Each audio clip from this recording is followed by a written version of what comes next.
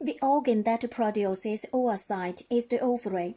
If we slice the ovary open and look inside, the outer layer is cortex. There are many ovarian follicles here. The most internal part is medulla, containing connective tissue rich in blood vessels. At birth, in the cortex, there are approximately 2 million follicles. At puberty, the ovaries contain about 300,000 follicles. Generally, only one oocyte is released from the ovary during each menstrual cycle, and the reproductive life of a woman lasts about 30 to 40 years. Only about 450 oocytes are liberated by ovulation. All the others degenerate. An ovarian follicle consists of an oocyte surrounded by one or more layers of follicular cells. There are 4 stages during the follicular development: primordial follicle, primary follicle, secondary follicle, and mature follicle. The first stage is the primordial follicle. Each primordial follicle has a single immature oocyte as the core and a layer of flattened follicular cells surround it.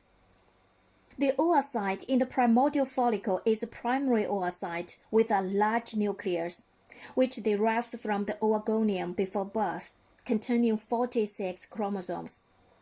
The primary oocyte undergoes the first meiosis, but it doesn't complete the first meiosis and stagnates at the prophase of the first meiosis. After birth, in the ovary, there are no oogonia, only primary oocytes. Primordial follicle is in a quiescent state. At puberty, hypothalamus secretes gonadotropin-releasing hormone, GnRH for short. GnRH travels to pituitary gland and tells pituitary gland to secrete 2 kinds of hormones, luteinizing hormone and follicle-stimulating hormone. They reach the gonad and regulate the growth of follicles in the ovary. After puberty, and the influence of the hormones from the hypothalamus and pituitary gland, especially follicle-stimulating hormone, primordial follicles develop into primary follicles. Gradually, follicular cells proliferate and form a stratified follicular epithelium, called granulosa layers, whose cells are called granulosa cells. Later, a few lucky primary follicles develop into secondary follicles. As the primary follicles grow, small spaces appear between granulosa cells. This is the third stage, secondary follicle. In secondary follicles, the primary oocyte is still in the prophase of the first meiosis. The secondary follicle has more layers of granulosa cells and thicker cells. Thicker cells participate in the production of the estrogen. Granulosa cells secrete follicular fluid directly into the space. Follicular fluid accumulates, and the spaces enlarge and gradually fills into one larger cavity. This is antrum. As the antrum develops, the granulosa cells around the primary oocyte form cumulus oophras protruding into the antrum. This is mature follicle, also named as a pre-ovulatory follicle. Expands to diameter of 2 cm or more. The mature follicle bulges against the tunica albuginea, which develops a whitish or translucent ischemic area, the stigma. It can be visible with ultrasound imaging. A mature follicle normally develops from a primordial follicle over a period of 90 days. Just as the amount of the luteinizing hormone produced by pituitary gland, the increasing pressure with the follicle and the weakening of the wall lead to the rupture of the ovarian surface at the stigma. The oocyte and the surrounding granulosa cells, along with follicular fluid, are expelled by the local smooth muscle contractions and enters the peritoneal cavity. This is ovulation. This function of the hypothalamus pituitary ovary axis can lead to abnormal ovulation. This is one major cause of the female infertility.